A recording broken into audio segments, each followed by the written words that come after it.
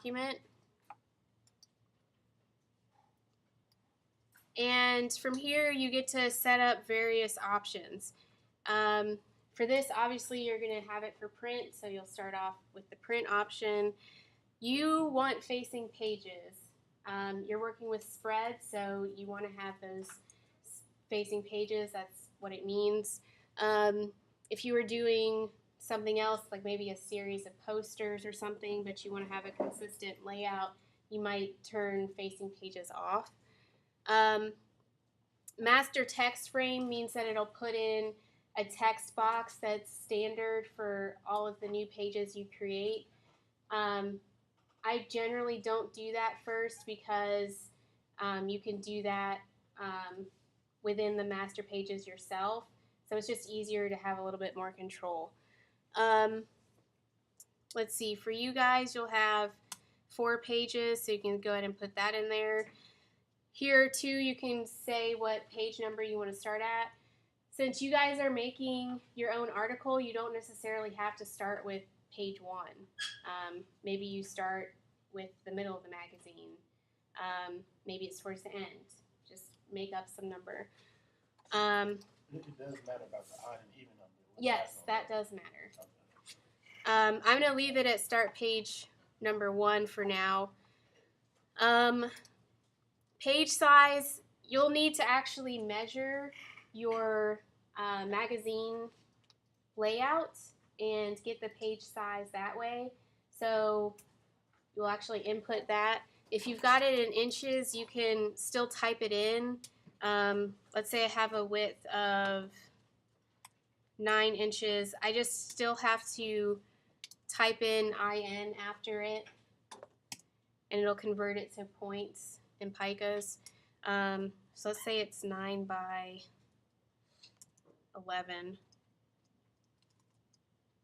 So it'll automatically convert that. You can set up the columns too. Right now I'm going to leave it at 1, and I'm going to show you guys how you go in and adjust that later. Same with the margins. You bring down more options. If you know for sure that you're going to have some images or color that go to the edge, just like with the posters, you'll want to establish a bleed. So I'm going to go ahead and put that in. Actually, maybe I'll make it.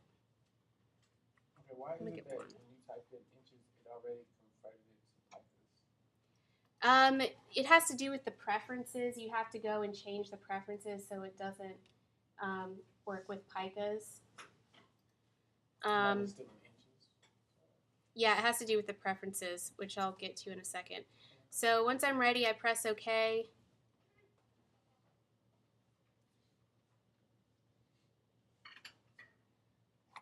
And it'll make my document. Now to change things like the units used for the rulers and different menu options, to change the baseline grid, you have to go to preferences and change it. And usually you can't change the preferences unless you already have a document open. So it's kind of a pain in the ass, but I don't know, that's the way it is. So you'll go down to InDesign. You can start off at General, and you'll have access to the other options. Let's see. If you want to change picas to inches, go down to units and increments, and you can change that here. I'm going to keep it at picas. Let's see. I'm going to go back up to type. There's some options up here. One thing that you guys should definitely do is make sure that typographer's quotes is checked. What it'll do is anytime you put in, you press the double quote symbol on the keyboard, it will insert actual quote marks instead of double apostrophes. Anytime you're quoting someone, something somebody said, you need the typographer's quotes and not apostrophes. Apostrophes are used for units of measure, like feet, seconds, inches, etc. All right. The next thing you want to check is the baseline grid.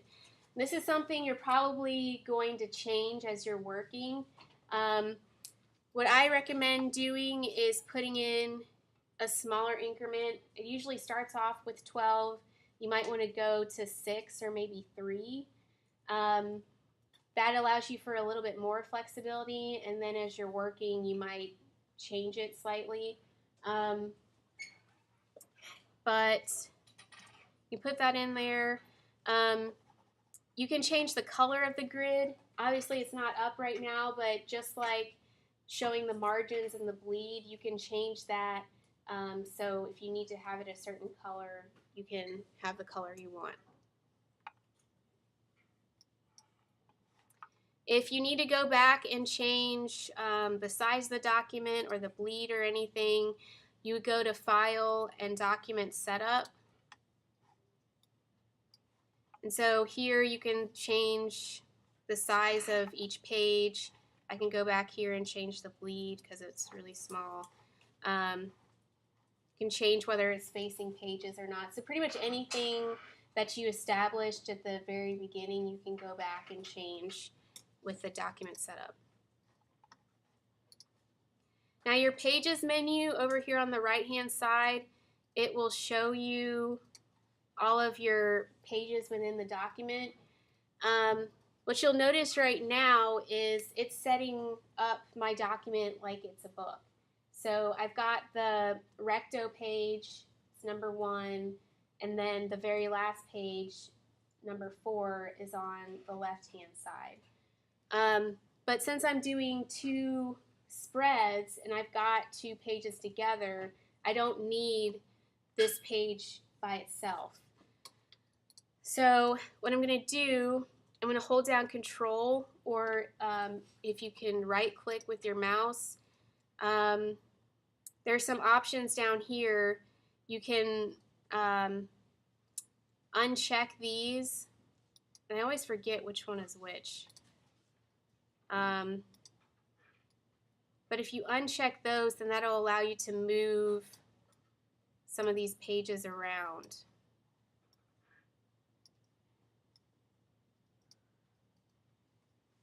So that allowed me to move all those pages. When those options are selected, it's going to keep the recto and verso pages at the standard book layout.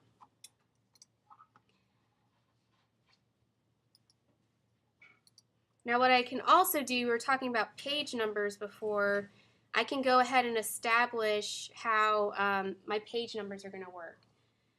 You'll notice that this very first page has a triangle up above it. That means it's the start of a section. So anywhere, when I go in and put in a page number, it's going to start with that page. And the other pages are going to follow it. So once again, I'm going to Control click or right click on this. I'm going to go down to Numbering and Section Options. And there's this option right here to start page numbering at, and then I can put in a number. If I do automatic, it's just going to start with 1 and go from there. So let's see, I'm starting with the verso page, so I know it needs to be an even number. I'm going to have this start at page 102. So now that changes. I know that got updated because it changed the number underneath the page. Now, you'll also notice that in the corner of each of these pages is the letter A. That means that that page is associated with the A master. So up here, I'm going to double click on the A master, and I'm going to make some changes to the margins and the columns, and also put in some folios. So to change the margins, I'm going to go up to Layout. The first thing I want to point out is over here, I'm going to make sure that I select both of these pages so that my adjustments get made to both of them.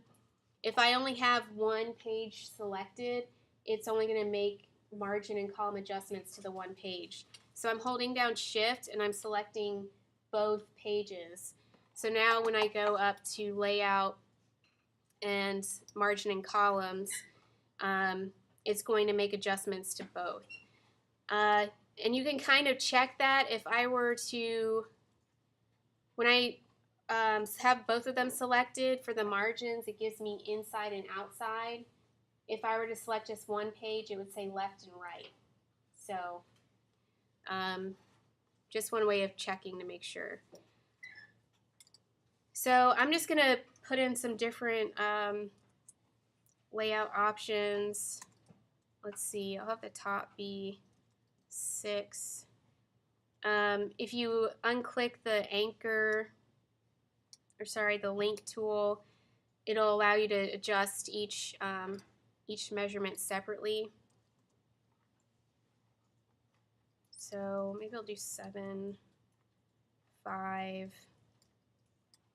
I'll have the inside stay at 6, maybe the outside at 9. Then the columns, I'm going to work with a 3-column grid. And then the gutter here refers to the gutter between each column. So that's something you may come back and adjust later too, depending on your body text.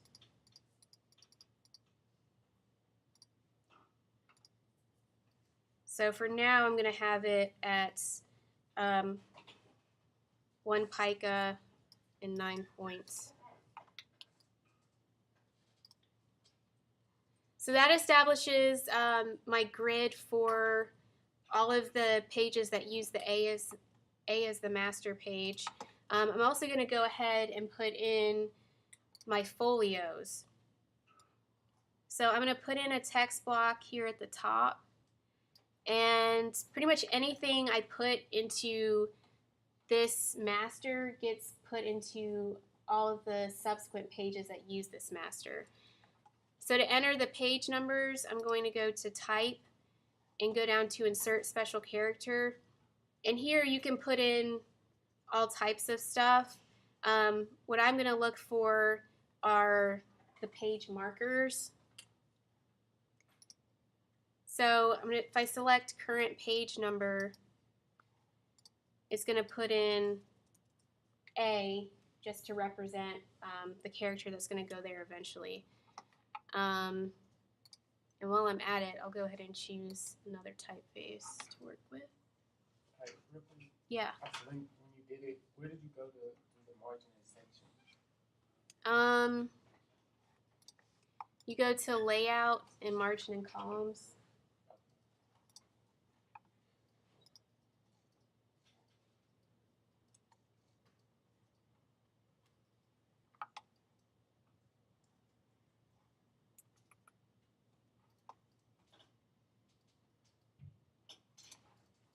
So I think I'm going to have the folios in Helvetica bold. And then next to it, I'm going to have the name of the section. We'll call it Health and Beauty.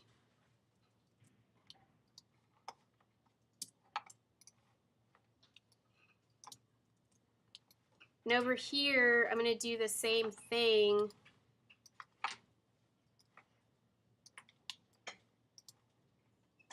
So I'm just duplicating this,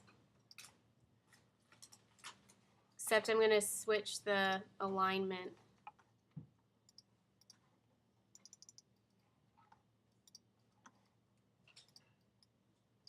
And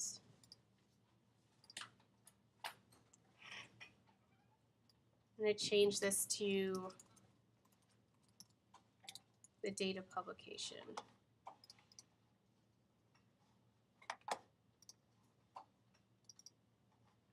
So now when I click on the actual pages, it'll automatically put in the page number and whatever running header I have from the master.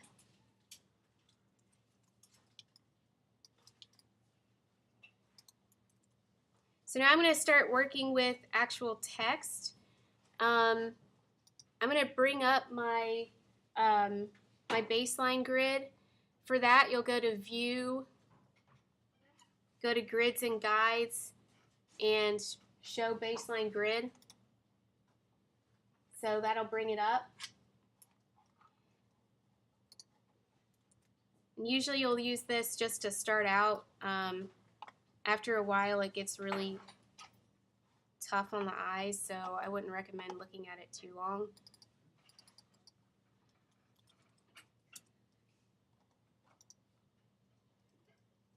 What did I have?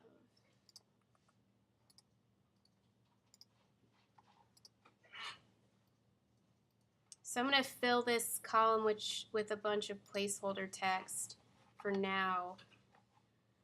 And if I was an illustrator, or not even illustrator, if I did layouts, what's the time frame that they give me to get this all done? It varies. Like Phil Foster was saying for the Wall Street Journal, they work on a much tighter deadline because they're publishing daily. Something like a magazine, they would have more time to work with. So it just depends. Okay, in your experience, what's like the type of deadline you probably work with? I usually do illustration work with just one client, so I haven't done a whole lot with publications. I mean, my tightest deadline would probably be a week. I guess I'm trying to figure out at what speed should a good graphic designer be at. You know what I mean, it'll vary. It goes from project to project. So right now, let's see. I've got this text box. I haven't done anything to it except change the typeface. I'm going to bring up my type options. So I'm going to go up to Window, Type, and bring up the character box.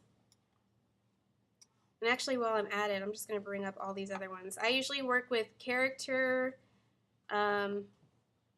paragraph, and I also use story and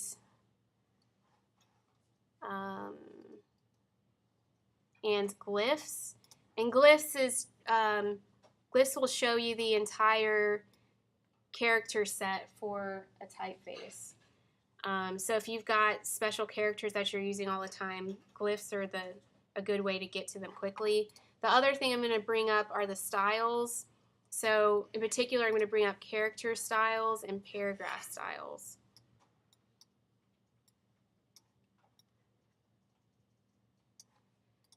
So first thing I'm going to do is I'm going to go to the character menu. I've got the typeface I want. I'm going to adjust the leading because it's kind of tight.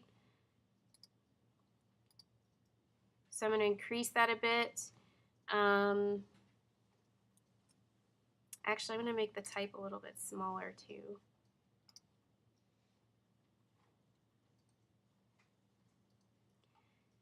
And then to see what this is going to look like aligned to my baselines, I'm going to go to the paragraph menu, and there's these two boxes in the lower left corner.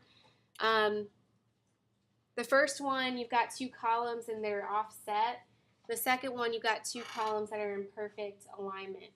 So I'm going to choose the second one, aligned to baseline grid, and it's going to automatically shift all of that type to the baseline according to the leading I've chosen. So you'll notice when I changed it that the leading got a lot larger. So I'm going to go back to my character options and adjust the leading so that it works a bit better. And I might find that maybe I need to make the type smaller in order to work with the leading I want.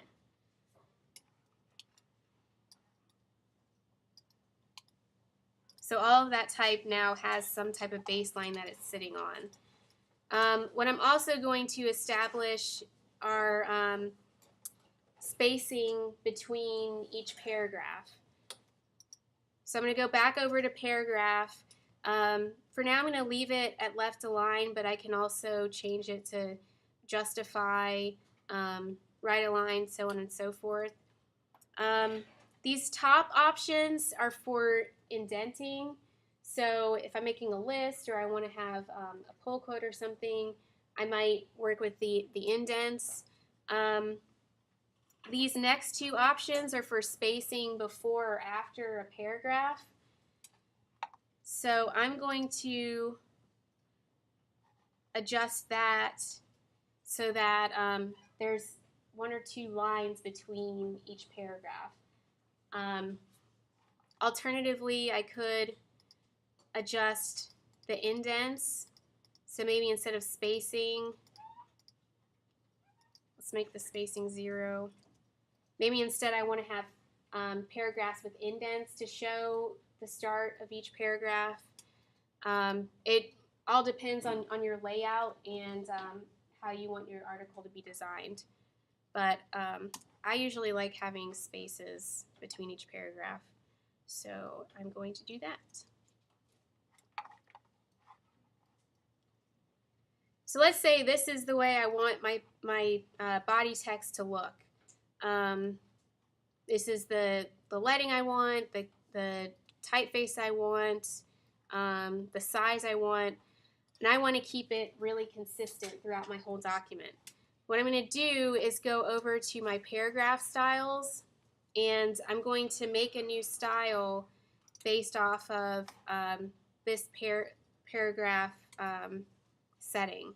So I'll select the text I want to use as the basis for the style and go down to this box and click Create a New Style.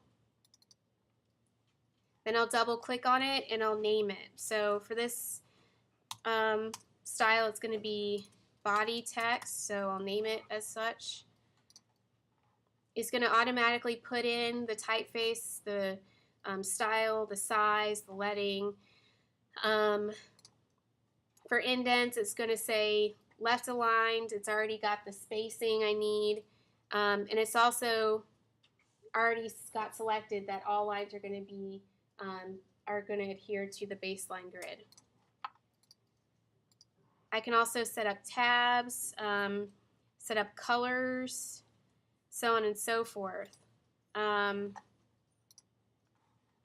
I'm done, I've got an option there. So now, now if I make another text box,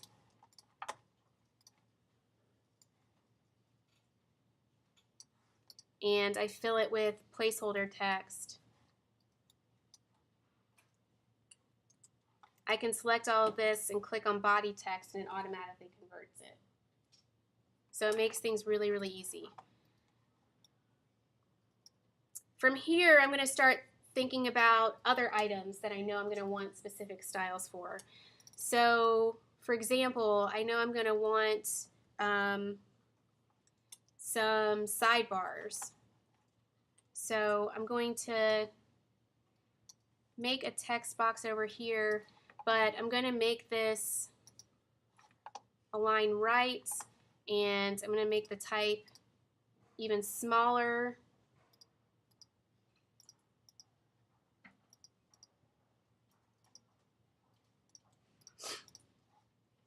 I'm also going to change it to bold. And actually, I'm going to go back to my master page and put in a guide for where I want this sidebar to start.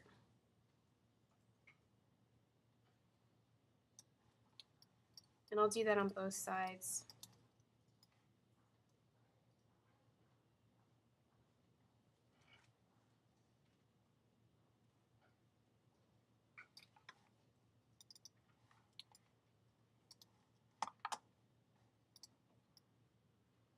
So that guide has been set up, and that'll just help me make sure everything is where it should be.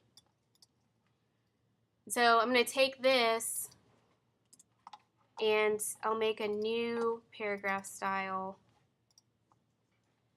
and it's changed to these settings that I've just made, and then this will be sidebar text.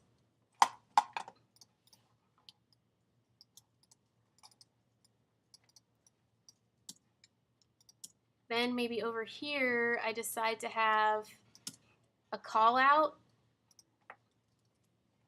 So I'm going to put in some quotation marks. And I'm also going to choose another typeface. I mentioned before I could choose a display typeface, something that's got a little bit more character to it, or maybe something that just complements the main typeface I'm using. Let's see. There's not a whole lot of options on this one.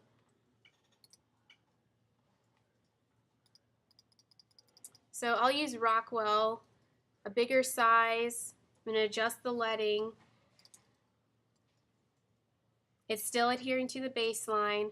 What I'm also going to do, you guys see how with the quote it's pushed in and it's pushing all of the text in on that first line. That kind of creates a weird space right here. So in order to do that, I'm going to have a hanging quote. So for that, that's where this story option comes in. I want to click optical margin alignment, and that's going to shift those quote marks over to the left so they aren't pushing all of the text inward like that.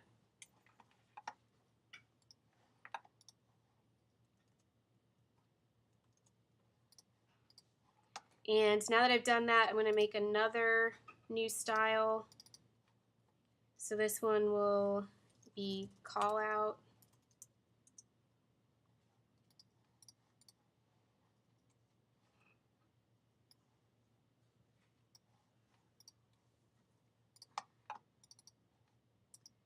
Let's see, I also would like to have a drop cap for the beginning of my text here. And there are some options up here for drop caps. So I can assign that here. I can put in a certain character style. Maybe I use Rockwell at 24, and maybe I change the color.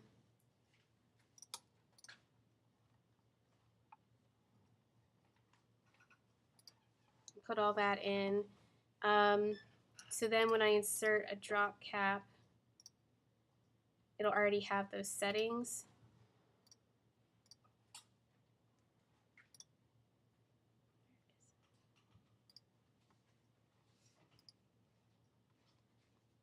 So there's a setting over here with the paragraph menu. So to make the drop cap, I can go ahead and click that, and it'll assign that feature to the letters depending on how many characters I tell it to do.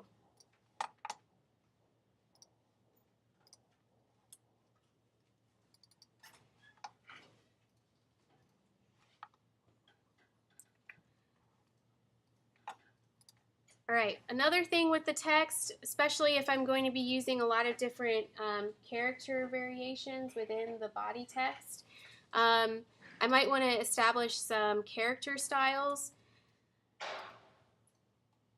Let's say I always want the first line of a paragraph to be bold. I'm going to select this text here and change it to bold. And maybe I'll make it a color too.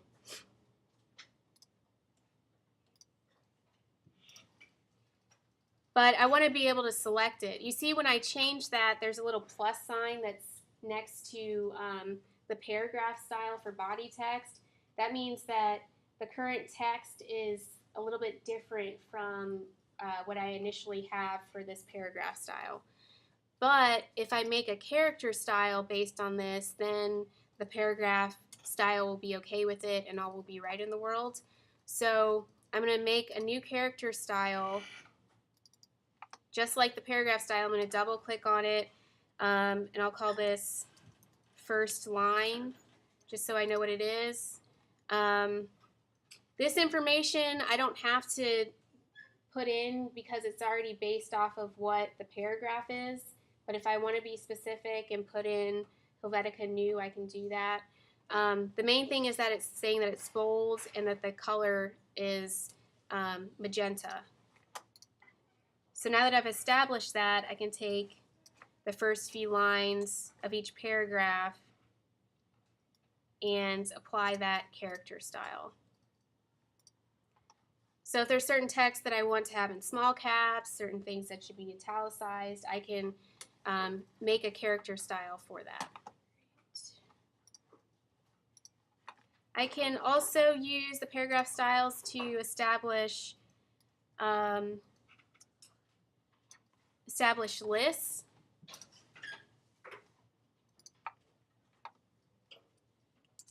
So I'm going to make another text box. I'm going to use the body text style, but I'm also going to create some different items for bullets and numbering. So I can choose a type of bullet to use. Maybe I've got bullet points. I'll start with that and have this be bulleted list. And I want to change the tab position because 3 picas is huge.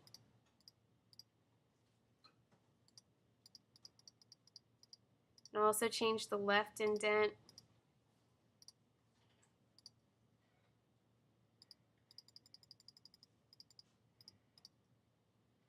So that I get a nice standard list.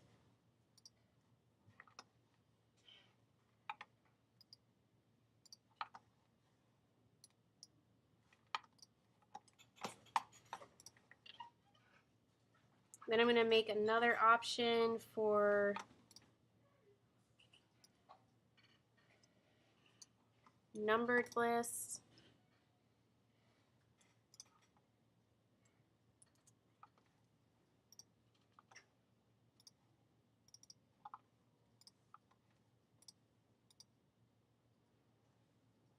So in this case, I can choose numbers. I can decide, okay, am I going to have actual numbers or am I going to have Roman numerals? I'm going to keep it numbers right now. And just like before, I'll change all this positioning.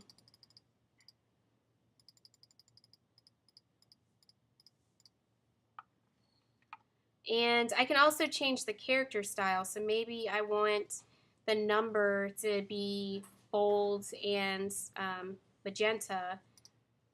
So I can change that character style there so all of the numbers adhere to that character style. Let me call this numbered list. So pretty much I'm going to go through and make paragraph styles for all elements that would be within my spread or my 2 spreads. Let's see, I'm going to base this off of this article, so I'll just use this headline.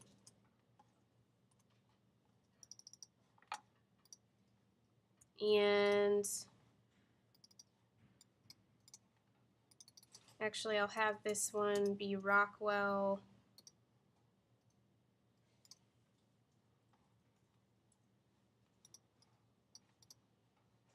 and character color, change that.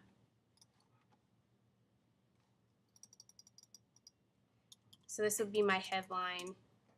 And I could do subheads and so on and so forth. I'd also want to establish things like captions, how I'm going to show the creator of the photography if you didn't do it yourself. So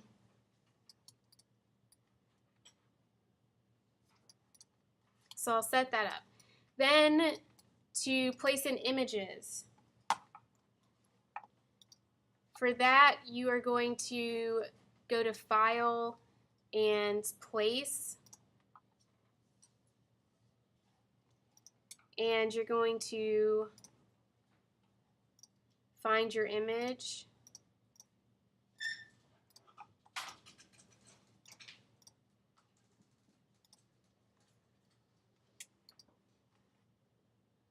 And it'll come up with this box. This allows you to click it and place it in wherever you choose. And it'll be placed in at whatever size the original image is. Now this is just an image for images. Make sure you use these search tools and look for large images. You can even put in specific sizes, because all of these images right now are in 72 dpi, and if you go and print out a 72 dpi image, it's going to look terrible. So you're going to have to go back and take these into Photoshop, change them to 300 dpi so they're appropriate for the web. Also change the color profile. It's just a lot easier if you start off with a large image to begin with. So actually I'm going to take that image and I think, let's see, once I put it into InDesign, there's this link menu. So it'll say the name of the original image, and it's just linking directly to the image I've placed. I should be able to still edit this image and have it update into InDesign. So with this drop down menu here, I'm going to go down to Edit with Photoshop. So it should open this JPEG in Photoshop, and I can change the color profile and the image size. So first thing I'm going to do, I'm going to go to Image, Mode, and change it to CMYK. And then I'm going to go to Image Size. And I'm going to change this to 300.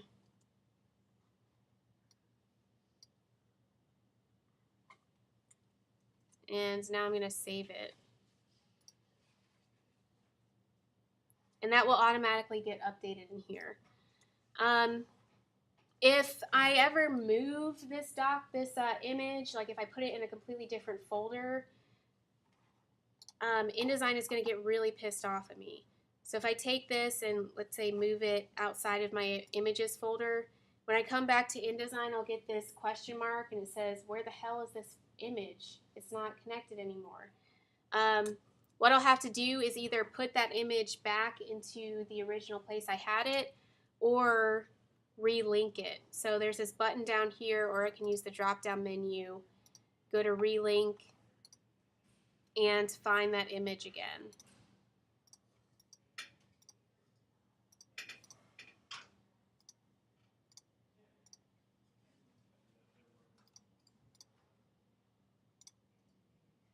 And now it's happy.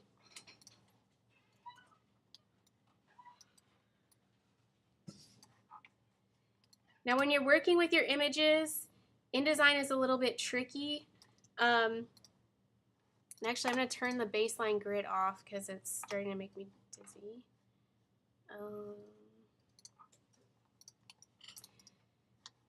Anytime you've got a box and it's got a blue line around it, that means you're adjusting the frame and not the image itself.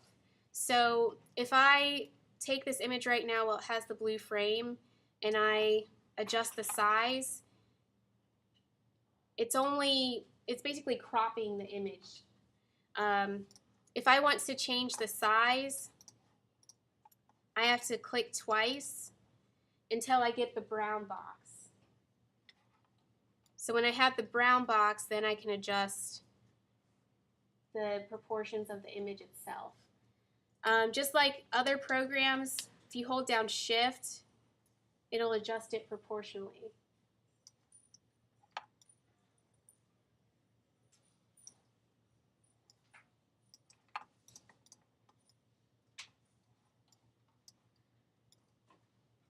Since this blue box is just some kind of frame, I can go in and use the pen tool like I would in Illustrator, and I can add points to this box and adjust the frame itself. So I just added some points. I'm going to use the direct selection arrow, and I can actually move some of this stuff around to make a different type of shape. You could also do this so that maybe you isolate only one part of the image. Like if I wanted to crop out the clock, I could do that.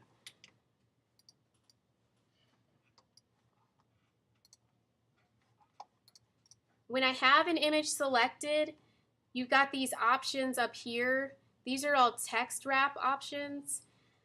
So depending on the option you choose, it'll react with the text differently. I'm going to take this image and, whoops, set it over this text here.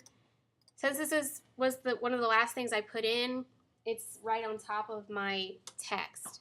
If I want the text to fit around it in a certain way, I would choose one of these text wrap options. So since I've got a different kind of shape, if I do wrap around the shape of the object, it's going to go along with the different angles I've defined. If I do wrap around box, I'm supposed to take the box around it and generalize the shape. And then if I do inline, it's going to push all of that type that's in the same line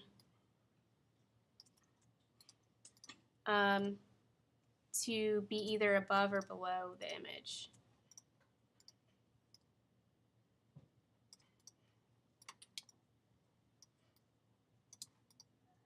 And you can do this with text boxes too. So let's say I've got this call out and I want to be able to place it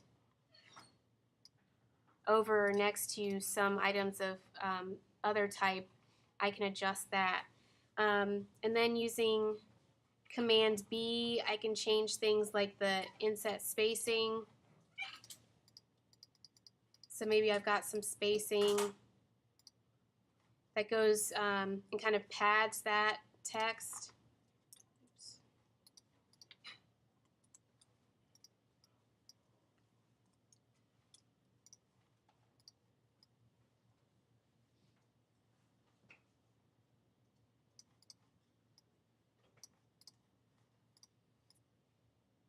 So then there's some space around it. It's okay to put it in the gutter? I mean, not necessarily gutter. You'll have to look at your magazine. Some magazines will have things like quotes that kind of fall in between two paragraphs. At least for this, I'm just demonstrating how you might work with one text box on top of another one. But yeah, it just depends on the magazine you're using. It's one of those things where it's about like making and breaking the grid. So if you've established a certain way of working with your text, then maybe you use this convention in certain points. Okay. I missed when you had took that square with a picture and changed the shape. What did you go to?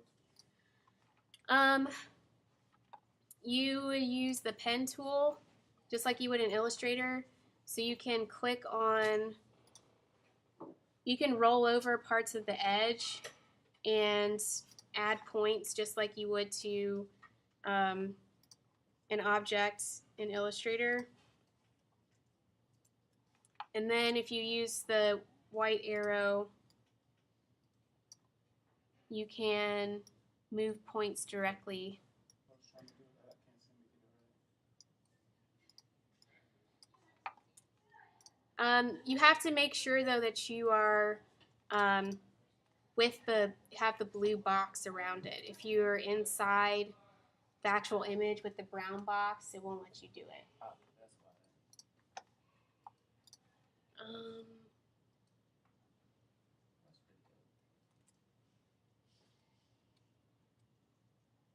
So for you all, the main things you really need to do is you need to establish how many columns you're going to use. Like I said before,